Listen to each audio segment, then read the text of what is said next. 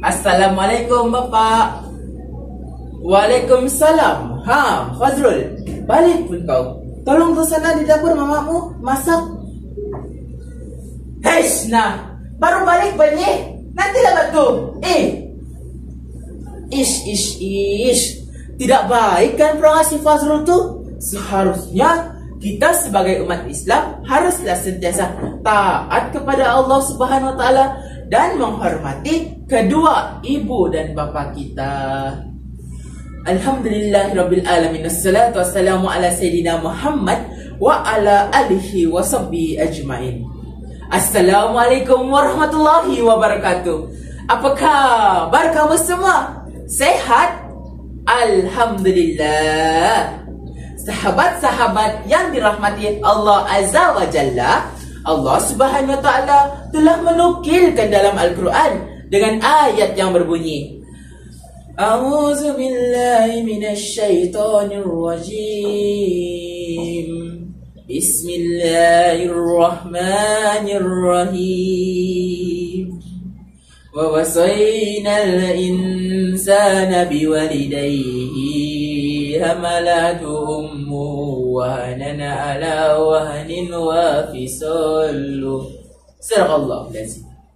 Maksudnya, dan kami perintahkan kepada manusia agar berbuat kebaikan kepada kedua ibu bapanya. Surah Luqman ayat 14. Dari surah Luqman ini kita dapat lihat betapa Allah Subhanahu wa taala telah memerintahkan kita untuk berbuat kebaikan kepada kedua ibu bapa kita. Bahkan Allah Subhanahu wa taala juga akan memberikan ganjaran ketika kita menghormati dan berbuat kebaikan kepada kedua ibu bapa kita. Apakah amalan itu? Yaitu mendapat berkat ilahi, mendapat pahala, dan hidup lebih bahagia. Jadi, pada hari ini saya akan kongsikan satu topik yang sangat penting dalam hidup kita, yaitu ibu bapa kunci haruman syurga. Sahabat-sahabat yang dirahmati Allah Subhanahu wa taala, saya teringat sebuah hadis dari Abdullah bin Mas'ud radhiyallahu anhu. Beliau berkata, aku bertanya kepada Rasulullah sallallahu alaihi wasallam, ayyu amal ahabbu ilallah? Apakah amalan yang dicintai oleh Allah? Apa jawab Nabi? Birru al-walidayya, yaitu berbakti kepada kedua ibu bapanya. Hadis riwayat Imam Al-Bukhari. Dari sini kita dapat lihat betapa tingginya nilai seseorang itu ketika ia menghormati kedua orang tuanya. Bahkan amalan tersebut sangatlah dicintai oleh Allah Subhanahu wa taala. Tahukah kita sebuah kisah seorang tabi'in yang terkenal dengan ketaatannya kepada seorang ibu? Yaitu Uwais Al-Qarni. Beliau ni tidak pernah bertemu dengan Nabi kerana tidak sanggup meninggalkan ibunya yang sedang sakit.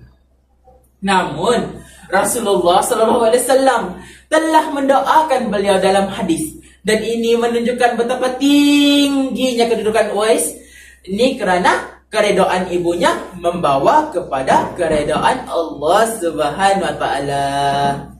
Tapi berlainan pula kalau kita lihat realiti masa kini. Ramai dari kalangan anak muda yang menghantar kedua ibu bapa mereka jauh di rumah orang tua tanpa kerelaan dan keikhlasan dalam hati mereka. Ini amatlah mendukacitakan kita sebagai seorang anak. Hatta ada yang sanggup mengurung, menyiksa, dan menyakiti kedua orang tua yang telah berusaha membesarkan mereka dengan penuh didikan dan kasih sayang. Di manakah letaknya nilai nurani dan kasihan pada diri kita ini? Kaulah ibuku, cinta kasihku, terima kasihku takkan pernah terhenti. Kau bagai matahari yang selalu bersinar, sinari hidupku dengan kehangatanmu. Saya ingin mengingatkan kita semua bahwa dosa dan siksa ketika kita tidak menghormati kedua ibu bapa kita amatlah pedih. Kita akan disiksa di dunia, kita akan disiksa di alam kubur, dan kita akan disiksa di api neraka yang panas. Bahkan kita tidak akan pernah menghidu haruman surga. Ini kerana surga kita semua berada di telapak kakinya seorang ibu. Apa yang baik itu datang daripada Allah Subhanahu wa taala, dan apa yang kurang itu datang daripada saya sendiri. Wabillahil taufiq wal hidayah. Wassalamualaikum warahmatullahi wabarakatuh. Tanda pagar redallahu fi redal walidain.